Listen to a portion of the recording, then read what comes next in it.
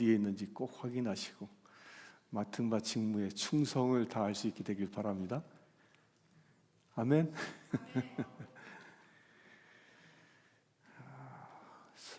우리 모두 일어나셔서 평화 인사 함께 나누도록 하겠습니다.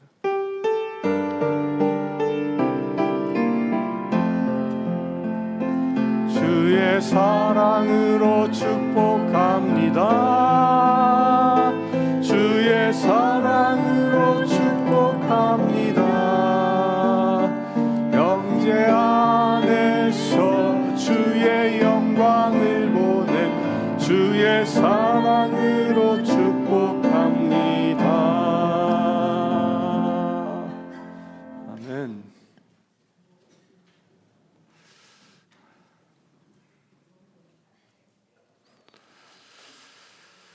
성부와 성자와 성령의 이름으로 말씀드립니다. 우리 보통 공기가 맑고 아주 그냥 숲이 우거지고 또 새가 지저귀고 또 더욱이 거기에 맑은 물도 이렇게 흐르는 그런 자연 한가운데 우리가 가면 되게 사람들의 마음이 어때요? 편안해집니다. 기분이 좋아집니다. 모기만 없으면 아주 기분 좋습니다. 마음이 아주 즐거워집니다. 그러나 반면에 매연이 가득하고요, 그냥 오토바이 소리, 막 폭주족 소리, 이런 소음들이 막 가득하고 여기 막 주변이 다 더럽고 지저분한 그런 곳에 여러분들이 가면 여러분들의 마음은 어떻습니까? 마음이 어떻게 해요? 불편합니다. 또 불안합니다. 짜증납니다. 왠지 마음이 상해지고 마음에 혼란함이 옵니다. 그런 곳에는 평안함을 찾을 수가 없습니다. 이처럼 같은 사람인데요, 어떤 현장에 있느냐에 따라서 그 사람에게 미치는 영향은 그 현장에 따라 다 다르게 나타난다는 거예요. 이 사람들이 이처럼 우리 주변에 그 영향을 받으며 그 주변의 영향 때문에 우리의 마음이 막 움직이기도 하고요, 그 영향을 받아가면서 살아가는 것이 우리 사람들이라는 거예요. 사랑하는 성도 여러분, 여러분들은 어떤 영향력을 받고 살아가고 있습니까? 근데 사람들은요, 내가 누군가에게 영향을 주고 있다라는 생각은 잘 하지 않습니다. 반면에 내가 누군가에게 영향을 받고 있다, 이런 생각은 너무 쉽게 잘 합니다. 내가 행한 말, 내가 행한 행동, 이것을 통해서 내 주위에 있는 사람들이 어떤 영향을 받고 있는가에 대해서는 거의 생각하지 않습니다. 막 이야기하고요, 막 행동합니다. 자기 기분대로 합니다. 생각 없이 그냥 뱉어냅니다. 그러면서도 본인은 아무런 느낌도 없습니다. 반면에요, 누군가가 나에게 어떤 말을 하고 행동했으면 그것이 좋은 행동인지 좋지 않은 행동이든지 간에 금방 영향을 받습니다. 나에게 그냥 즐겁고 좋은 말을 하면 그 말을 통해서 어떻게 해요? 금방 기분이 좋아집니다. 좋은 영향력을 받습니다. 여러분들은 어떤 영향력을 내 주변 사람들에게 주고 있습니까? 여러분들이 만난 사람들에게 기쁨과 사랑을 주는 그런 선한 영향을 주고 살아가십니까? 아니면 여러분들이 만나는 사람들이 여러분들을 통하여 상처받고 증오가 생겨나고 분노가 일어나고 미움이 솟아오르고 냉랭함이 그런 영향력을 주는 삶을 살아갑니까? 어떤 영향을 줍니까? 여러분들 모두 여러분들 주변 사람들에게 또한 이 세상에 기쁨과 사랑을 주는 그런 지혜로운 자가 되시길 축원합니다. 아멘. 저는 사람들은요, 자기도 모르게 누군가에게 영향을 미치고 살아가고 있다는 겁니다. 근데 사람들은요, 오래 같이 살다 보면 어떻게 해요? 서로 닮아갑니다. 어떤 학자가 이 금실이 아주 좋은 부부는 목소리까지도 닮는다라는 연구 결과를 아주 오래전에 발표했었습니다. 이 금실 좋은 부부일수록이요, 점점 그들의 목소리의 그 공명이 닮아간다는 거예요. 그래서 아내가 하는 말을 이렇게 듣게 되어지면 그 말 속에서 울려오는 그런 공명으로 인해서 그 남편이 아주 편안함을 느낀다는 거예요. 또 남편이 그 음성을 그 아내가 듣게 되어지면 그 남편의 말의 내용이 아니라 그 말에 들려있는 그 음성의 그 공명 때문에 아내가 행복함을 느낀다는 겁니다. 이것이 금실 좋은 부부의 모습입니다. 그러나 금실이 좋지 않은 부부들은요, 서로의 공명이 다르다고 합니다. 그래서 서로 공명이 다르니까 상대의 소리를 들으면 갑자기 짜증나는 거예요. 싫어집니다. 귀를 닫게 됩니다. 금실이 좋아지면 뭐까지도 닮는다고요? 음성까지도 닮는다는 거예요. 여러분들 가정은 모든 부부가 서로 음성을 닮을 수 있게 되길 바랍니다. 우리 남편이 옆에 계시면 이런 얘기 해봅시다.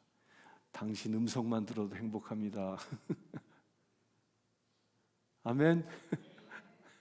왜 안 해요? 하셨어요? 할렐루야.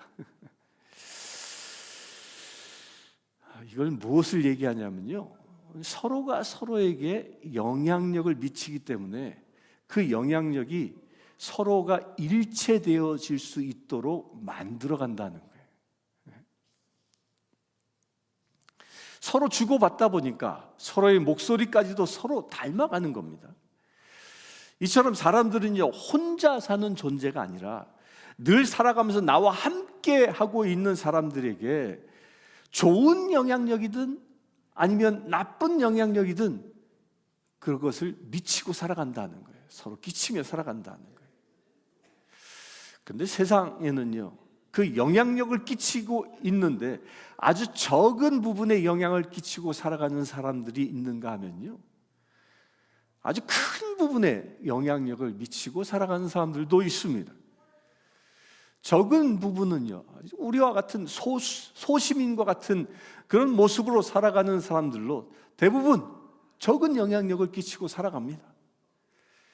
그저 그냥 자기 가족에게 영향을 미치고요, 자기가 일상생활 속에서 만나는 몇몇 사람들에게 그런 영향력을 미치지만 사람들의 지위가 높아지면 높아질수록 더 많은 이들에게 그의 영향력이 더 크게 행사된다는 겁니다. 요즘은 트럼프가 그냥 전 세계에 영향력을 행사하지 않습니까? 문제는요, 어떤 영향력을 주느냐는 거예요. 선한 영향력을 주고 있느냐, 아니면 악한 영향력을 주고 있느냐, 이것은 그들뿐만 아니라 나에게도 지금 주어지는 질문인 겁니다. 여러분들은 어떤 영향력을 주변에 미치며 살아갑니까? 여러분들이 있는 곳에 악한 세력이 떠나가고요, 미움이 사라지고요, 반목이 사라지고요, 불평이 사라지고요, 하나님의 사랑과 온유와 평화만이 넘쳐나는 그런 선한 영향력을 끼치는 주님의 사람 되시길 축원합니다. 오늘 말씀에는요, 에베소를 전도한 사도 바울의 이야기, 또 에베소에 전도한 이후에 에베소가 어떻게 변화되어졌는지를 이야기하고 있습니다. 사도 바울이라는 이 한 사람의 영향력이요, 에베소라는 전 도시를 휩쓸어 버린 겁니다. 그런데 오늘 말씀에 보면 이 사도 바울이 사역을 마치고 예루살렘으로 돌아가려고 작정한다라는 이야기가 나와요. 그런데 예루살렘으로 돌아가려 하니까 사도 바울이 혼잣말로 이런 얘기를 그냥 뱉어냅니다. 내가 거기에 갔다가 로마도 보아야겠다, 이렇게 혼잣말을 합니다. 이 말은요, 나중에 이제 보겠지만 사도행전 23장에 보면요, 로마에 가겠다라는 자기 비전을 이야기하고 있는 거예요. 로마도 선교해야겠다. 그 사도 바울의 이 비전은요, 아데미를 섬기는 그 에베소를 복음화시켰습니다. 그러나 바울은요, 2년여 동안 땀을 흘려서 온 정열을 다 쏟아 놓아 이룬 것을 뒤로 하고 이제 새로운 선교 사역지로 그의 비전을 품기 시작했다는 거예요. 그런데 사도 바울이 지금 3차 전도 여행 중인데, 이 전도 여행 중에 그 범위가 점점 더 그 지역이 넓어지고 있음을 우리가 발견합니다. 1차 전도 여행지는 어디였죠? 소아시아, 그 안디옥 지역, 그 주변 지역들 했고요. 2차는 어디였습니까? 2차는 이제 소아시아를 넘어 마게도니아 지역으로, 유럽으로 확장되어졌습니다. 이제 3차 전도 여행은요, 마게도니아 그 지역을 넘어서 어디까지? 그리스 반도를 건너 이제 이탈리아 곧 로마까지 선교 여행을 떠날 그런 선교 계획들이 세워졌다는 거예요. 이게 우리에게 무엇을 얘기하는 것이냐면요, 사도 바울은 어느 한 지역, 어떤 한 일, 어떤 한 제도, 자기가 만들어 놓은 그 성과에 연연하지 않는다는 거예요. 그는 늘 새로운 꿈을 꾸기 시작한다는 거예요. 사도 바울의 그 선교 사역을 보면요, 늘 자기의 생각 가운데 자기 생각으로 하나님의 일을 하지 않는다는 겁니다. 주께서 가라 명령을 하시고 주께서 일하라 명령하시면 그 장소에, 그 자리에 가면 그곳에서 충성을 다한다는 겁니다. 일한 이후에 주께서 새로운 음성으로 새로운 비전을 주시면 그 비전을 따라서 그 모든 것을 훌훌 털어버리고 새로운 선교 사역지를 향하여 떠나간다는 겁니다. 그런데 사람들이요, 이렇게 훌훌 털어버리고 새로운 것을 떠난다는 게 쉽지 않습니다. 뭐 이사조차도 쉽지 않잖아요. 사람들은 은연중에 자기가 무엇인가 이룬 것에 대한 자부심이 있고요, 자기가 이룬 것을 누리려고 하는 그런 자기 욕망이 우리 안에 있습니다. 사도 바울은 그가 양육해서 키워놓은 교회에 그는 연연해하지 않습니다. 새로운 하나님의 비전을 따라서 새로운 곳으로 떠나간다는 겁니다. 이는 자기의 목표를 위해서 사역하는 자가 아니라 사도 바울은 하나님의 비전을 이루는 주님의 사역자의 모습을 보이고 있는 겁니다. 주께서 이제 더 이상 그곳에 나를 머물게 하시기보다는 새로운 일을 주시기를 원하신다면 과감하게 새 일을 행할 수 있어야 한다는 겁니다. 하나님은 이런 사람들을 축복하십니다. 아브라함이 위대한 사람이 될 수 있었던 중요한 이유, 그것은요, 주께서 떠나라 이렇게 명령하실 때마다 어떻게 했습니까? 아브라함은 주저하지 않고요, 보따리를 싸고 바로 떠났습니다. 사도 바울이 위대한 사도가 될 수 있었던 것은요, 주께서 가라고 명령하셨을 때에 그때가 어느 때이든지 그는 늘 새로운 곳을 향하여 떠나갔다는 것입니다. 우리 사랑하는 성도 여러분, 우리 인생에서도요, 이것은 대단히 중요한 부분입니다. 우리들이 그동안 이루어 놓은 것들을 그 이루어 놓은 곳 안에 안주하지 말라는 겁니다. 여러분들, 사람이 언제부터 늙기 시작할까요? 언제부터 늙기 시작할까요? 언제부터 늙느냐면요, 내가 이루어 놓은 것에 안주하기 시작할 때부터 늙기 시작하는 거예요. 피부에 주름이 생겼다, 이거 중요하지 않습니다. 사람들의 생각이 언제부터 그냥 융통성 없이 굳어지기 시작하느냐 하면요, 내가 마련해 놓은 그것 자체만 누리려고 할 때, 그것에 그저 주저앉아 있으려 할 때, 그때부터 그는 늙어가기 시작한다는 거예요. 여러분들, 젊은이들이 왜 아름답죠? 왜 아름답습니까? 피부가 탱탱해서? 아닙니다.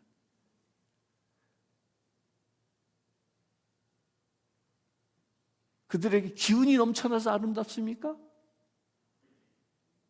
건강해서 아름답습니까? 아닙니다. 그들이 아름다운 이유는요, 새로운 세계에 대한 도전의 꿈을 가지고 있기 때문에 젊은이들이 아름다운 겁니다.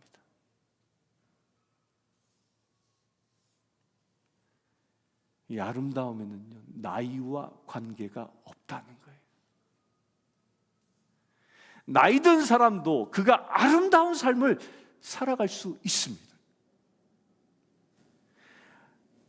아름다운 삶을 살아가는 그 길은요, 새로운 꿈을 날마다 품으며 그것을 이루며 살아가는 것이. 그런데 모세가 왜 위대해질 수 있었을까요? 그 이유가 무엇일까요? 모세는요, 나이 80에, 우리 서장로님보다 조금 더 젊었을 때, 그 나이 80이었지만요, 광야에서 그 떨기나무 가운데 주님을 만나 주님이 주시는 비전을 붙잡았기 때문입니다.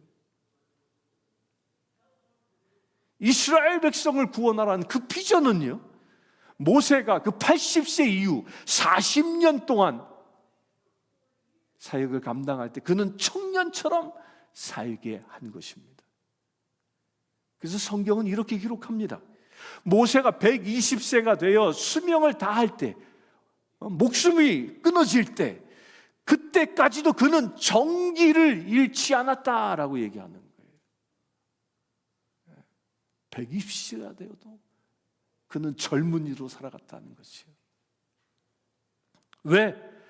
그는 비전을 가진 사람이었기 때문입니다. 꿈을 가진 사람이었기 때문입니다. 사도 바울도 바로 이런 꿈을 가지고 하루하루 살았던 것입니다. 사랑하는 성도 여러분, 여러분들 나이 들었다고, 이제 머슬도 빠져서 기운이 없다고 좌절하지 마십시오. 그런 것 때문에 실망하지 마십시오.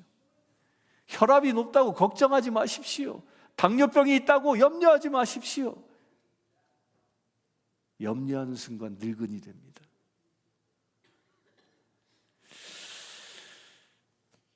제가 영국에 갔을 때 3박 4일 동안 홈스테이를 한 집에서 했어요. 지금도 기억이 생생한데요, 그 집의 주인은 할아버지 할머니였어요. 제가 기억하기를 그때 할아버지 연세가 84세였고요 할머니 연세는 78세인가 그랬어요. 84세면 우리 서장로님하고 똑같은 나이 아닌가? 근데 이 84 된 할아버지하고 이 78세 된 이 할머니는요, 뭐 하며 사냐면, 그분은 중요한 일정 중에 하나가 아침에 일어나면요, 호스피스 병원에 가서 봉사합니다. 움직이지 못하는 분 가서 씻겨주고 기도해주고 성경 읽어주고, 또 다른 날은요, 교회에서 그때 당시 아프리카 선교를 위한 기도 모임이 있었어요. 제가 갔던 교회. 그 중보 기도 모임에 가서요, 얼마나 열심히 기도하는지 모르. 이분들은 일주일 내내요, 쉬는 날이 없어요. 쉬는 날이. 이분들은요, 그냥 집안에 앉아서 자식 걱정 이런 거 신세 타령할 그럴 여유의 시간조차도 없습니다.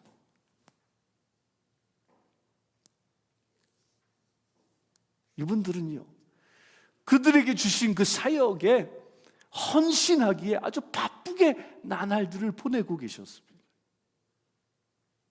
저는 그분들 보고 깜짝 놀랐습니다.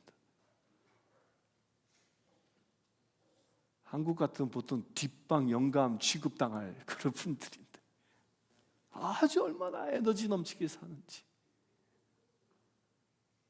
나이는 84세였고 78세였지만요, 그들의 실제 나이는 젊은이였다는 거예요.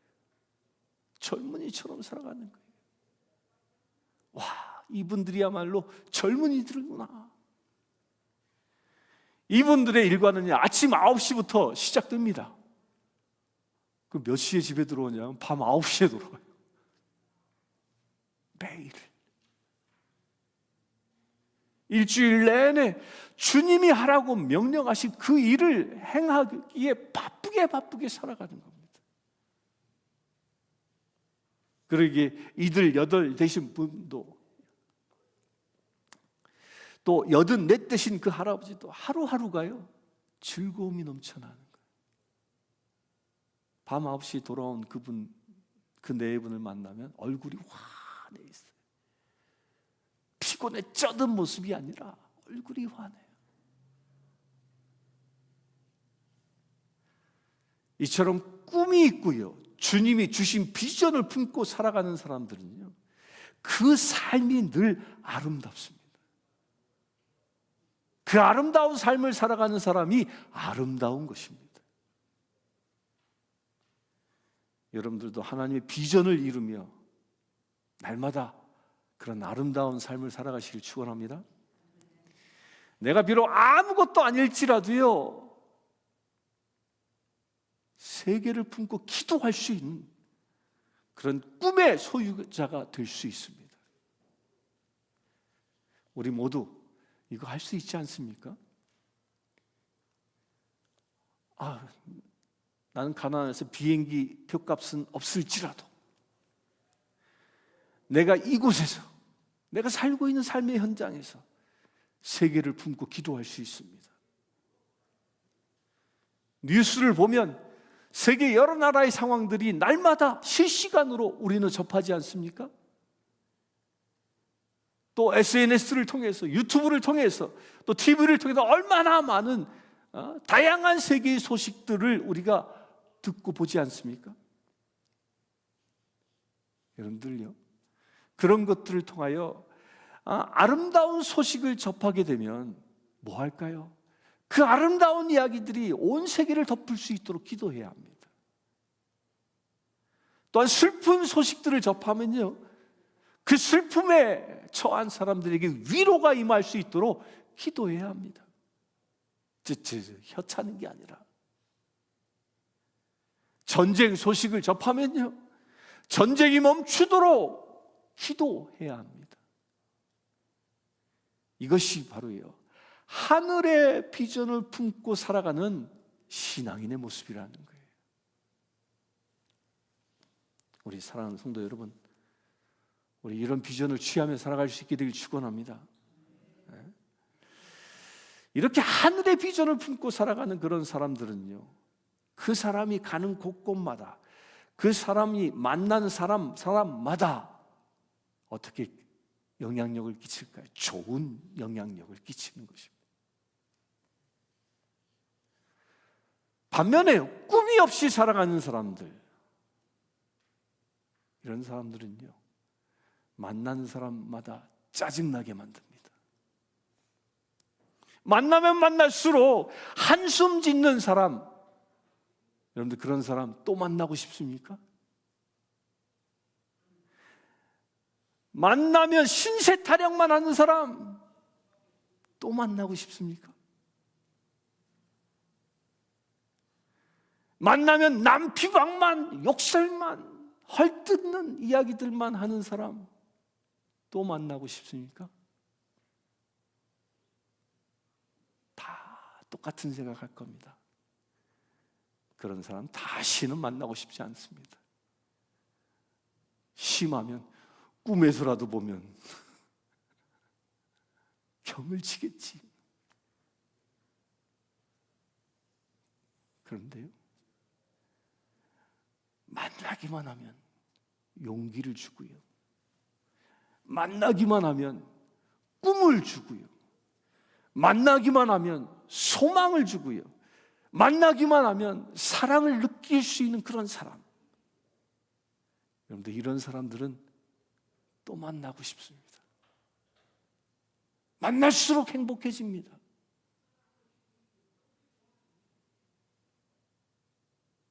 한국의 유행가 중에 또 만났네 이런 노래 옛날에 있었죠.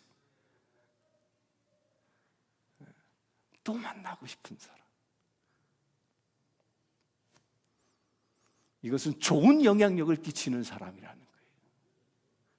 우리 사랑하는 성도 여러분, 여러분들 통해서 이런 좋은 영향력들이 여러분들 주변에 번져가시길 축원합니다. 사도 바울이 이처럼 하늘의 비전을 품었기 때문에 그는 가는 곳마다, 그가 머무르는 곳마다, 만나는 사람들마다 그 하나님의 나라의 그 놀라운 영향력을 행사할 수 있었던 것입니다. 오늘 말씀에 보면 에베소의 그 은장색이라는 사람의 이야기가 나옵니다. 은장색이 뭐냐면 은세공업자라는 거예요. 이 은장색이 이런 생각합니다. 이제 우리가 먹고 살 길은 다 끊어져 버리게 됐네. 아데미 신전에 가서 제사 드리던 사람들이 이제 신전에 가지 아니하고 예수라는 그런 신을 섬기니 이제 우리는 먹고 살 길이 다 끊어져 버렸네. 어찌하면 좋을까? 우리가 아데미 신전 때문에 우리가 잘 먹고 잘 살았는데 이제 우리가 망하게 생겼다. 이런 생각이 든 겁니다. 위기감이 생겨난 것이죠.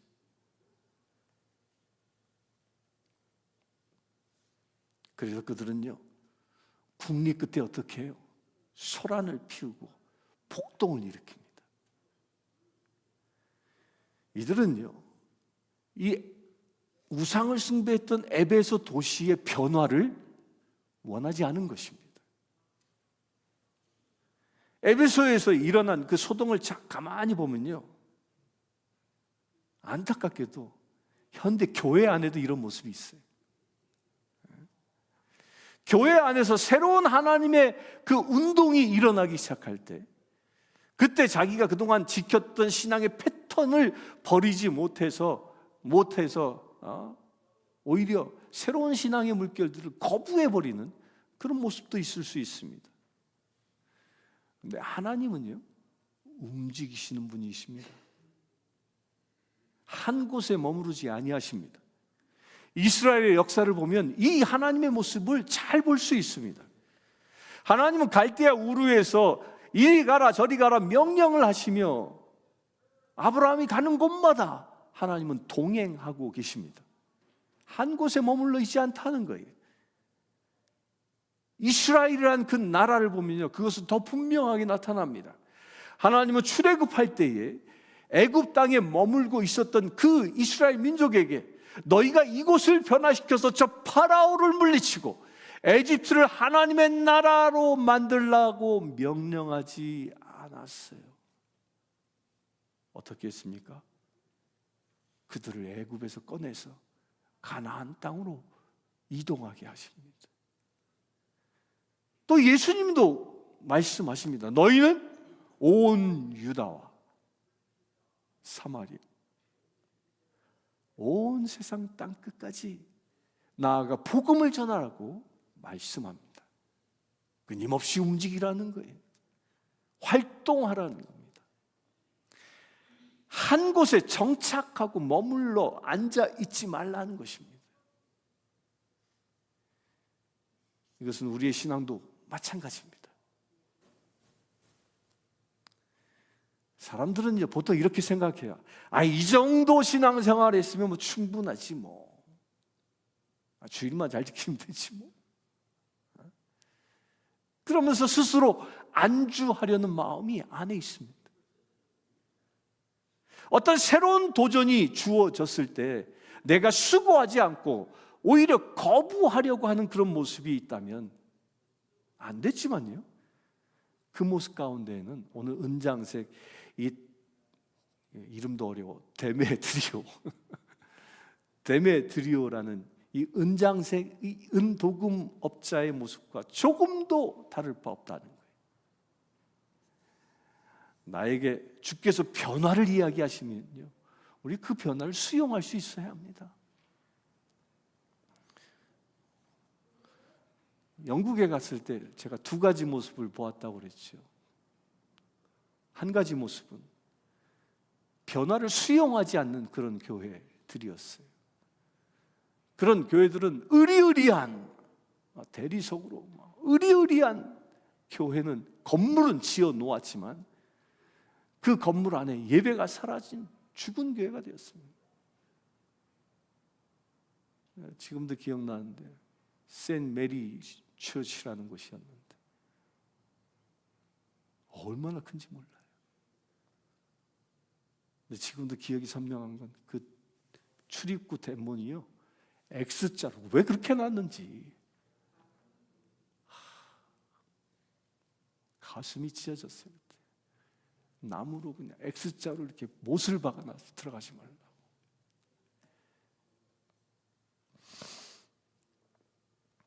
죽은 교회가 된 거예요. 죽은 교회가. 왜 그랬을까요? 그렇게 죽은 교회들의 특징은요, 변화를 추구하지 않는다는 거예요. 새로운 하나님의 비전을 바라보지 않는다는 거예요. 그저 옛적인 것만, 전통적으로 이어져 내려온 것만, 그것만 붙잡고 있는 그런 교회들이 결국은 다 그렇게 문을 닫고 말아버리는 거예요. 그런데요, 교회 건물은 허물어져 가지만, 제가 갔던 한 교회는요, 실제로 교회 건물이 허물어졌어요. 이게 기울어졌어요. 그래서 정부에서 사용 불가 명령을 내렸어요. 그 예배를 어디서 드리냐면 시청 시디홀 그 강당에서 예배를 드려요. 그렇게 교회는 허물어져 가고 낡아져 가고 무너져 가지만 하나님의 비전을 품기 시작했던 그런 교회들은요, 하나님께서 사람들을 보내시고요, 하나님은 그 교회를 통해서 놀라운 역사를 일으키고 있는 것입니다. 이것은 우리 교회도 마찬가지입니다. 하나님은 우리 교회에 행복교실이라는 비전을 주셨습니다. 우리 주변에 어르신들을 잘 섬기라는 그런 비전입니다. 또한 하나님은요, 우리 교회에 태권도 교실이라는 그런 비전을 주셨습니다. 이는요, 우리 교회 주변 지역, 우리 교회 주변 지역에 살고 있는 이 다민족의 사람들을 선교하라는 그 장을 열어주신 것입니다. 새로운 비전이죠. 우리는 이 비전을 놓고요, 이 비전이 온전히 이루어질 수 있도록 헌신해야 합니다. 헌신해야 합니다. 헌신해야 합니다. 헌신해야 합니다. 왜 헌신해야 할까요? 우리가 기도하면 비전이 성취되기 때문입니다. 어떤 분은 기도로 이 비전을 위해서 헌신하시고요, 어떤 분은 물질을 통해서 이 비전을 위하여 헌신할 수 있고요, 어떤 분은 봉사를 통해서 이 비전을 위해서 헌신할 수 있습니다. 하나님께서 우리에게 요구하시는 바로 이것입니다. 이렇게 새로운 비전을 품고 나가는 자가 승리합니다. 사랑하는 성도 여러분, 여러분들 인생이 날마다 기쁨이 넘치는 그런 인생 되시길 축원합니다. 그러기 위해서는요, 우리에게 주어진 그 꿈을 위해서 그 비전을 위해서 내가 헌신해야 합니다. 아침에 일어나면 하나님, 오늘 저를 통하여 이루시고자 하는 하나님의 비전은 무엇입니까? 그것을 묻고요, 그 질문에 답을 얻은 후에 그 말씀대로 살아갈 수 있게 되길 축원합니다. 그럴 때 여러분들은 젊은이가 되는 것입니다. 여러분들의 가슴에는 나만을 생각하는 자가 아니라, 여러분들의 가슴에는 내 가족만 생각하는 자가 아니라, 여러분들의 가슴에는 이 내시비를 품을 수 있게 되시고, 여러분들의 이 가슴에는 우리가 살고 있는 테네시를 품으시고, 여러분들의 이 가슴에는 우리가 살고 있는 미국 땅을 품으시고, 이 여러분들의 가슴에는 내가 살고 있는 이 세계를 품을 수 있게 되길 축원합니다. 그렇게 큰 비전을 품은 자, 그런 사람을 주님은 그를 쓰시고 그를 축복하십니다. 여러분들 눈을 뜰 수 있게 되길 축원합니다. 눈을 들어 하늘의 비전을 바라볼 수 있게 되길 축원합니다. 사도 바울이요, 에베소에서 로마를 바라본 것처럼 여러분들 이제 눈을 들어 이 내시빌에서 세계를 바라보는 그런 비전을 품으시기를 주님의 이름으로 축원합니다. 함께 기도하겠습니다. 주 아버지 하나님, 작고 연약한 우리오나 눈을 들어 주를 바라보게 하심을 감사합니다. 80세 노인이었던 모세가 하나님을 바라본 것처럼 우리가 주를 바라보기를 원합니다. 그래야 주님이 주신 비전을 품고 살아가는, 비전을 이루며 살아가는 거룩한 믿음의 채들 되어지기를 원합니다. 주님, 우리를 사용하여 주시옵소서. 우리에게 주신 비전을 날마다 이루며 살아감으로 인하여 하나님께 영광 돌릴 수 있는 거룩한 믿음의 채들 되게 하여 주시옵소서. 우리 주 예수 그리스도 이름으로 기도드리옵나이다. 오늘 다 함께 일어나서 502장 찬양하겠습니다.